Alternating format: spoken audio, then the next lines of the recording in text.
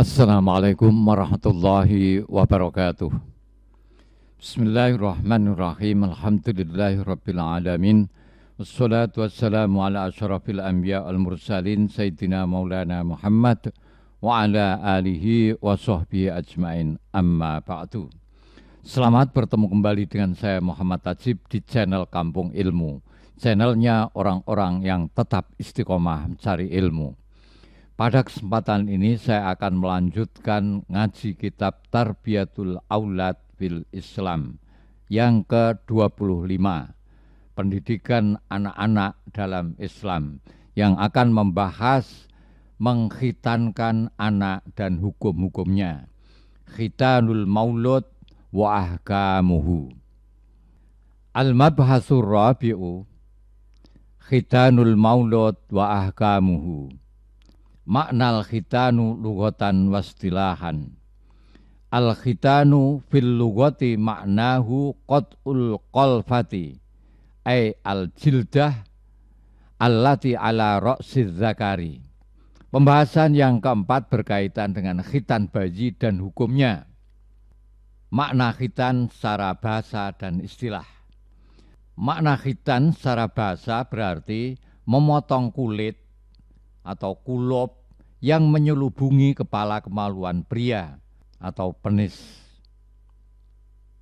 Wafil istilahi asyar'i huwa al-fu'al mustadiru ala asfalil khosyafati ay maudhi'il qat'i minadz zakari wa huwa alladzi tatarattabu alaihi ahkamu syar'iyyah kama rawal Imamu Ahmad wa Tirmidzi wan Nasa'i anin Nabi alaihi salatu wassalam idzal taqal khitanani faqad wajabal ghuslu.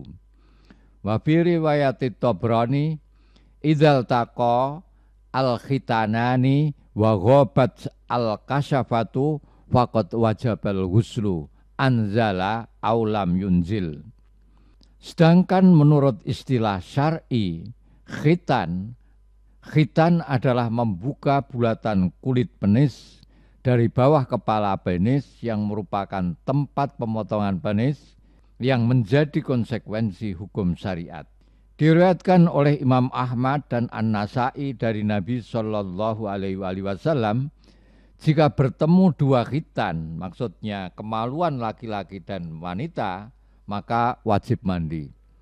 Dalam riwayat At-Tabrani, jika bertemu dua khitan, maksudnya kemaluan laki-laki dan kemaluan perempuan, dan khasafah telah hilang ke dalam vagina, maksudnya telah masuk ke dalam vagina, maka wajib mandi, baik sudah keluar air mani maupun belum. Yang kedua, al-ahaditsu allati tadullu ala masyru'iyyatil khitan. Al-ahaditsu allati tadullu ala masyru'iyyatil khitan katsiratun najtazi'u minha ma yali.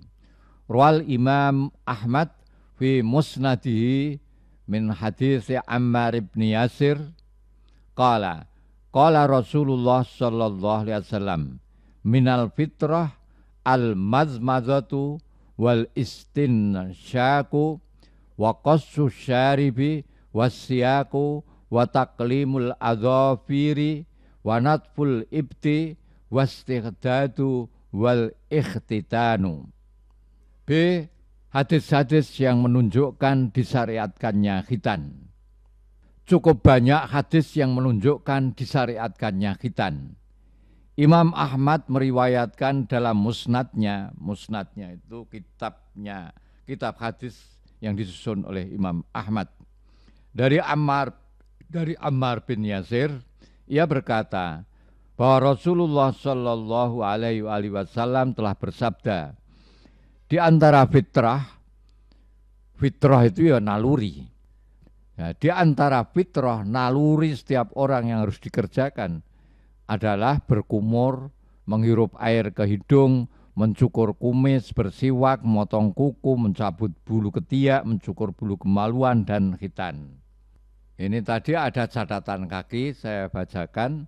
Al-fitratu fitrotani, fitratun imaniyatun tata'allaqu bil qalbi wa hiya ma'rifatullah wal imani bihi wa fitratun amaliyatun wa hiya hadhil khisalu al mazkuratu fil hadis fal ula tuzakkiruh wa tudhirul qalba wassaniyatu tudhirul badan wa tuzayyinul mazhar wa kana ra'sul fitrah al badan ay al khitan. Catatan kaki tadi maksudnya ada dua jenis fitrah.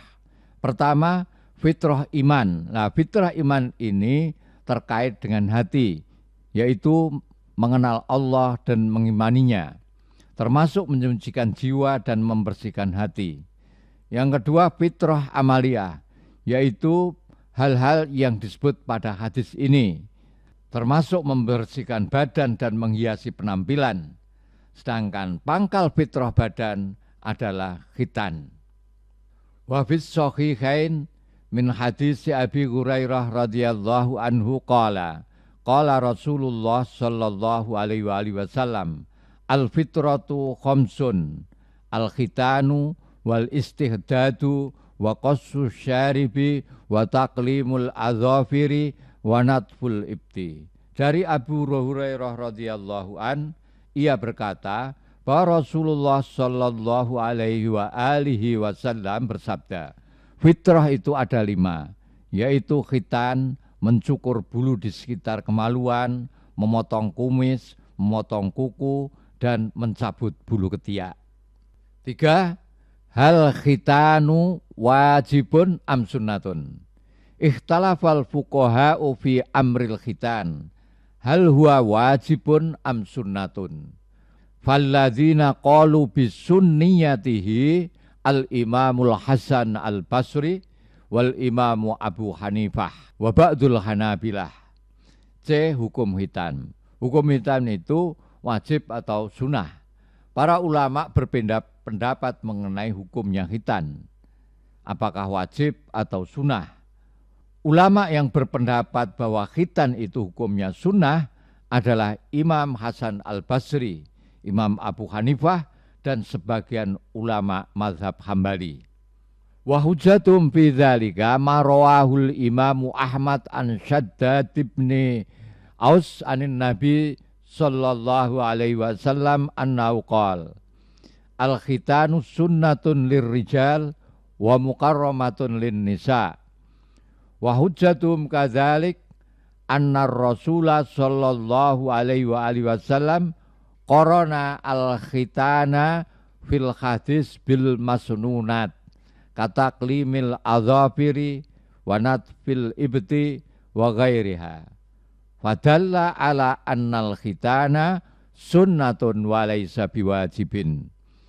Mereka berargumentasi dengan menggunakan hadis yang diriwayatkan oleh Imam Ahmad dari Shaddad bin Aus dari Nabi sallallahu alaihi wasallam bahwasanya beliau bersabda, khitan adalah sunnah bagi pria dan pemuliaan bagi wanita.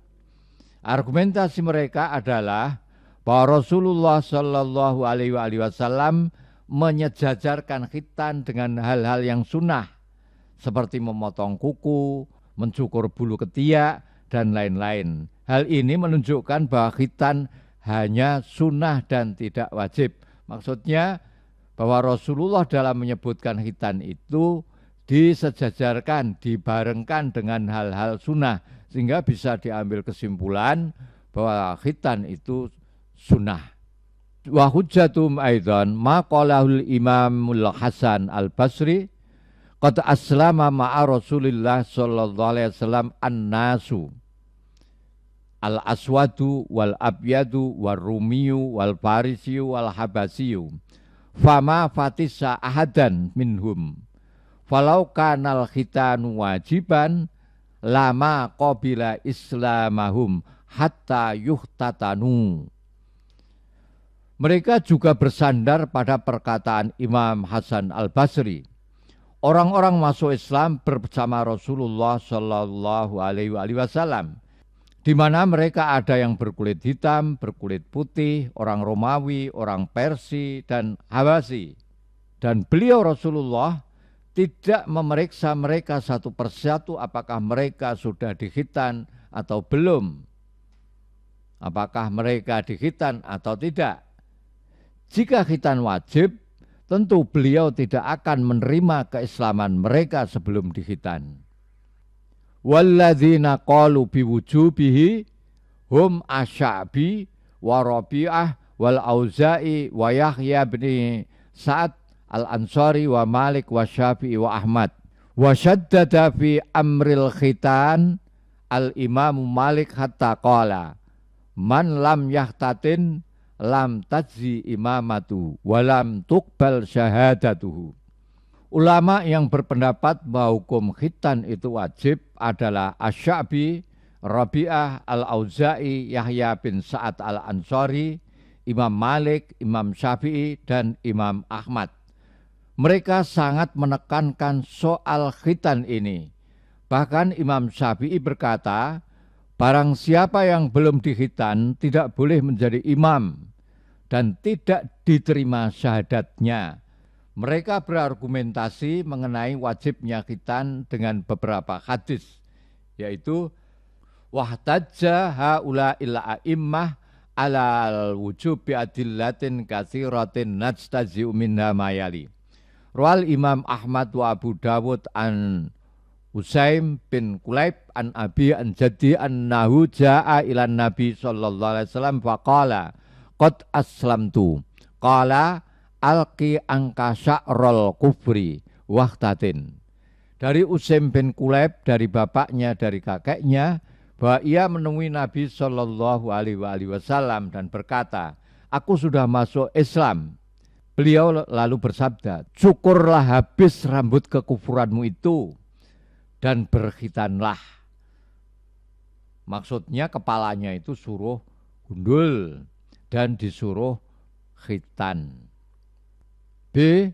Wa rawaharbun fi masaili aniz Zuhri qala Rasulullah sallallahu alaihi wasallam man aslama falyahtatin wa in kana kabiron.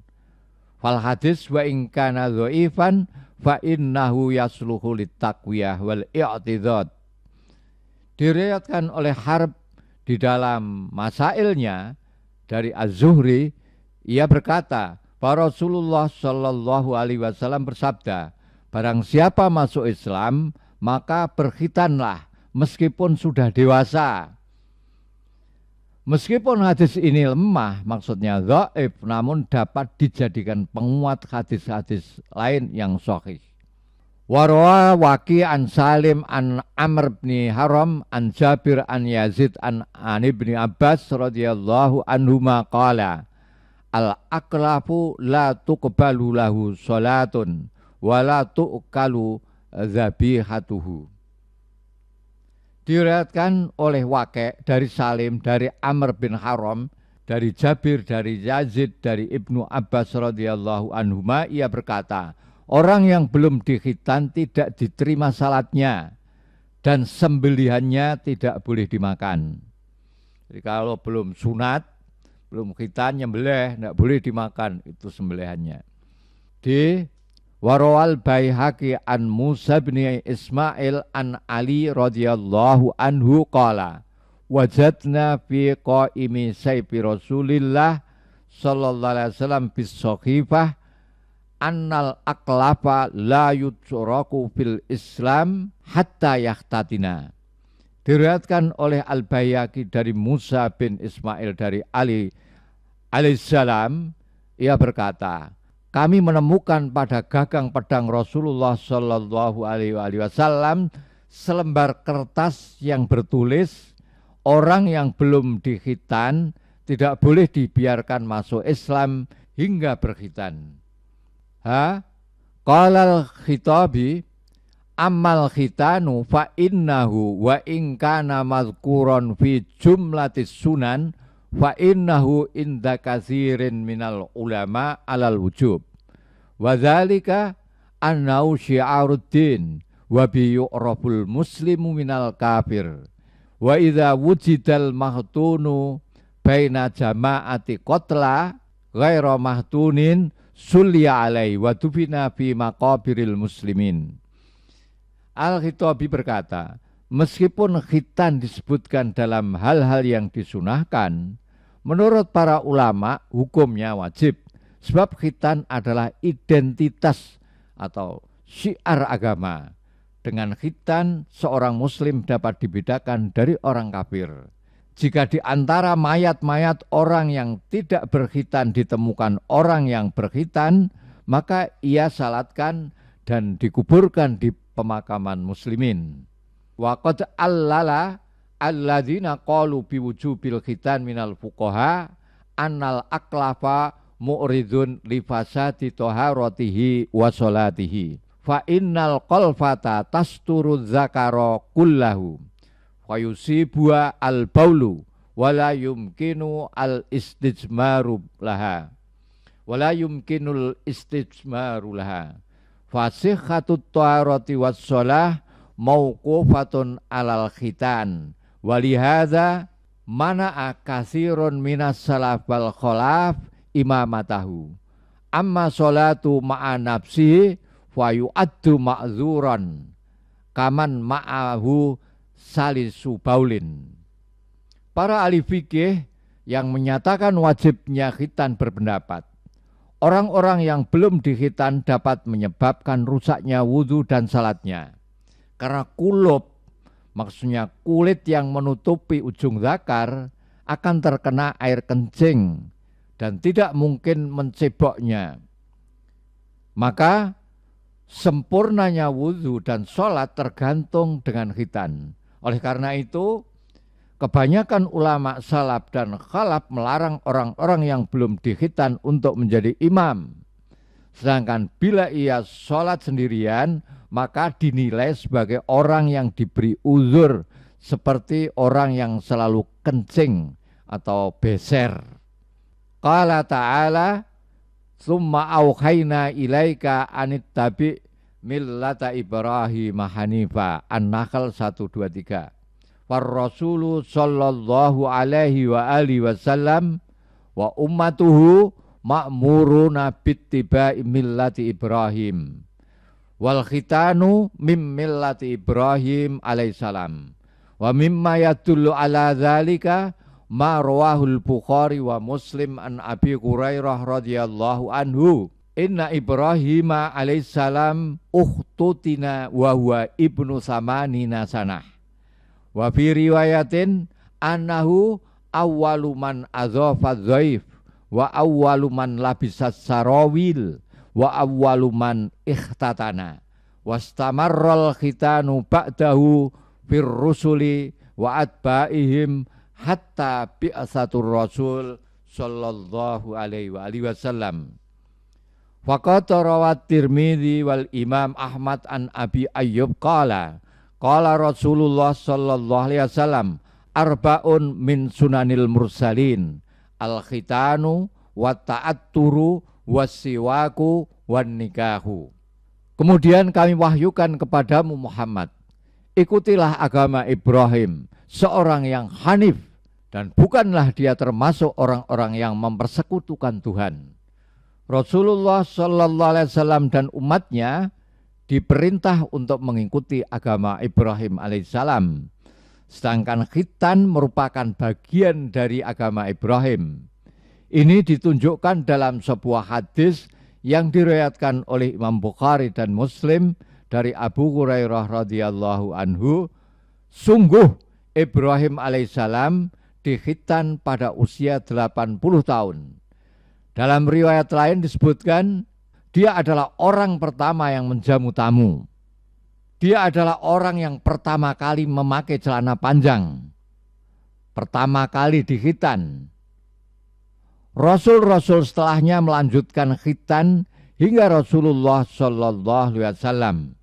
Diriwayatkan oleh At-Tirmidzi dan Ahmad dari Abu Ayyub, ia berkata, Rasulullah sallallahu alaihi wasallam bersabda, ada 4 hal yang merupakan bagian sunnah dari para rasul, yaitu khitan, memakai wangi-wangian, bersiwak, dan menikah. Fadil hadis hiya azharul adillah allati ihtajju biha ala wujubil khitan lil maulud. Wa amma raddum ala man qalu bisunniyatil khitan fahuwa mayali. Hadis-hadis ini merupakan dalil yang paling menonjol, yang paling cetha, yang dijadikan sebagai argumen bagi wajibnya khitan untuk bayi. Mereka juga menyanggah pendapat dari kelompok yang menyatakan bahwa khitan itu hukumnya sunnah. Sanggahnya sebagai berikut. Fal hadis alladzi ihtajju bi ala sunniyah huwa al-khitanu sunnatun lirrijal mukarramatun linnisa.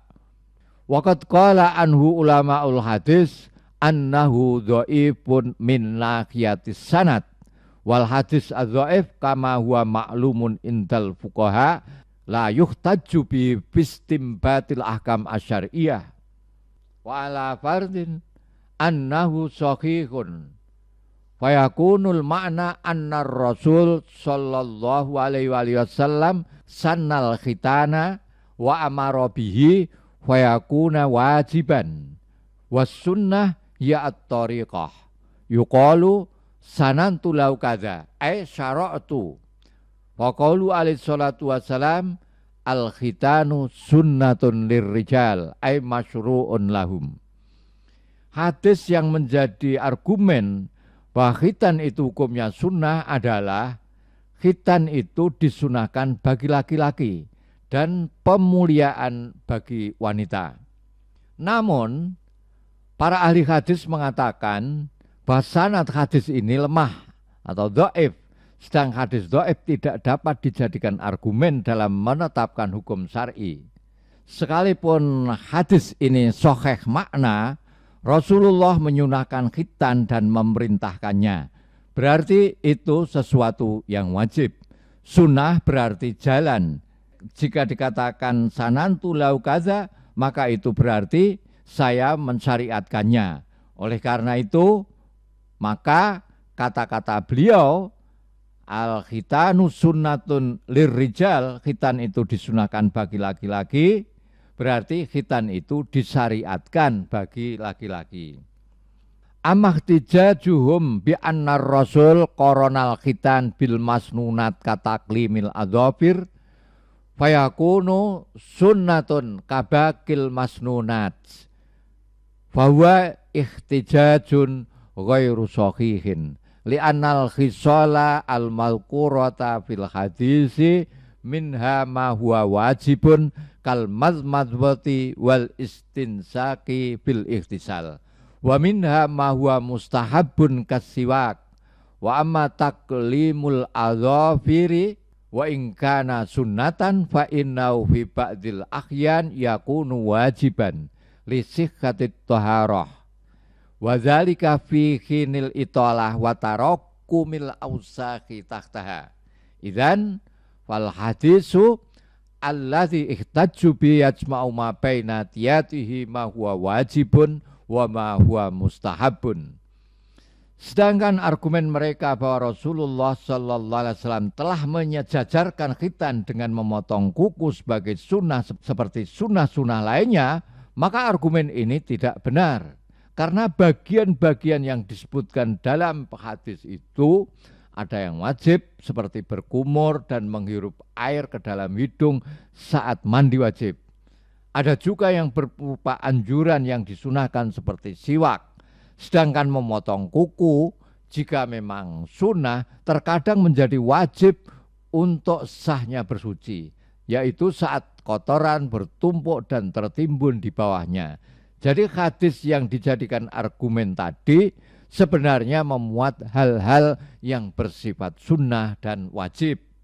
Amma ihtijajum biqaulil Hasan al-Basri qad aslama ma'a Rasulillah sallallahu alaihi wasallam an-nasu fama fatisa ahadan minhum wa jawabu annahum istaghnu anit tabtisi bima kanu alaihi minal khitan fa innal arab qatibatan kullahum kanu yahtatinuna wal yahuda qatibatan tahtatinu walam yabqa illan nasara wa hum firqatani firqatun tahtatinu wa firqatun la tahtadin.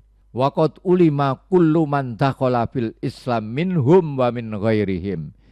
Inna syi'aral Islam al-khitan. Fakanu yubatiruna ilaihi ba'dal Islam kama yubatiruna ilal ghusli.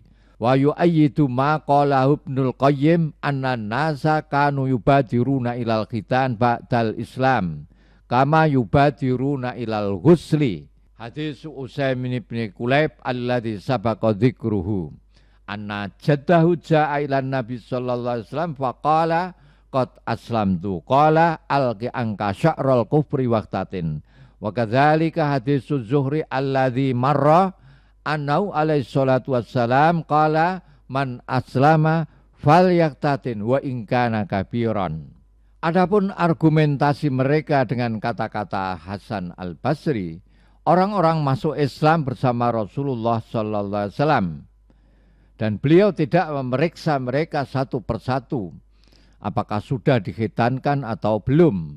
Maka itu bisa dijawab bahwa mereka semua tidak perlu diperiksa khitannya karena seluruh bangsa Arab sudah dikhitan. Begitu pula seluruh orang-orang Yahudi. Hanya orang Nasrani yang terbagi menjadi dua kelompok, yaitu ada yang dikhitan dan ada yang tidak dikhitan. Setiap orang yang masuk Islam tahu persis bahwa khitan itu merupakan identitas Islam, syiar Islam. Hingga mereka akan segera berkhitan setelah masuk Islam, seperti halnya dengan mandi. Hal ini dikuatkan oleh pernyataan Ibnul Qayyim Al-Jauzi bahwa orang-orang segera berkhitan setelah masuk Islam, seperti bersegeranya untuk mandi. Ini diperkuat oleh hadis dari Utsaimin bin Kulayb yang telah disebut di atas, bahwa kakeknya menemui Nabi SAW dan berkata, "Aku sudah masuk Islam." Lalu beliau bersabda, "Cukur habislah rambut kekufuranmu itu dan berkhitanlah." Demikian juga dengan hadis dari Az-Zuhri yang telah disebut di muka, bahwa Rasulullah SAW bersabda, "Barang siapa masuk Islam, maka berkhitanlah meskipun sudah dewasa." Wa kana alaihi salatu wassalam yursidul ummah daiman ila ma fihi khairuha wa sa'adatuha wa ila ma yumayyizuha an ghairiha walakin lam yakun ma'muran bil bahsi wat tabtis wa minhaju bidzalika ayyaqbala mimman aslamu dhawahirahum wa yakilu ilallah sarairahum. Rasulullah sallallahu alaihi wasallam selalu mengarahkan umatnya kepada segala sesuatu yang dapat memberi kebaikan dan kebahagiaan bagi mereka dan yang dapat membuat mereka istimewa dari yang lain. Namun beliau tidak diperintahkan untuk memeriksa. Cara beliau adalah menerima orang yang masuk Islam secara lahir saja. Sedangkan aspek dalamnya beliau serahkan pada Allah Subhanahu wa taala. Walladzi nukhallisu ilaihi ba'dama taqaddama annal khitana ra'sul fitrah wa syiarul Islam wa unwanus syariah wa huwa wajibun 'ala dzukur wa anna man lam yubadir ilaihi bi islamihi wa lam yakum 'ala tanfidhi qubaila bulughihi wa innahu yakunu asiman murtakiban al-ma'siyah waqi'an fil wizri wal haram liqaunil khitan syi'aran min sya'airil Islam wa bihi yatamayyazul mu'minu 'anil kafir wa bisababihi yatamatta'u al-muhtadinu bisihhatin sayyidatin wa taharraru min katsirin minal amradi al-fatikati wa sayati bayanul hikmah minal khitan wa fawaidu al-azimatu bis safahatit taliyati insyaallah. Kesimpulan dari kajian di atas adalah khitan itu pangkal fitrah, identitas Islam dan termasuk syariat agama. Khitan itu diwajibkan bagi laki-laki. Barang siapa yang tidak segera melaksanakannya setelah masuk Islam atau saat sudah mencapai usia baligh, maka ia berdosa. Ia tergolong orang yang bermaksiat dan itu haram. Karena khitan adalah salah satu identitas Islam. Dengan khitan dapat dibedakan antara seorang mukmin dan orang kafir. Khitan juga membuat orang lebih sehat dan bisa terbebas dari berbagai penyakit mematikan. Nanti kami akan jelaskan mengenai hikmah berkhitan dan manfaatnya, insya Allah. Assalamualaikum warahmatullahi wabarakatuh. Muhammad Ajib.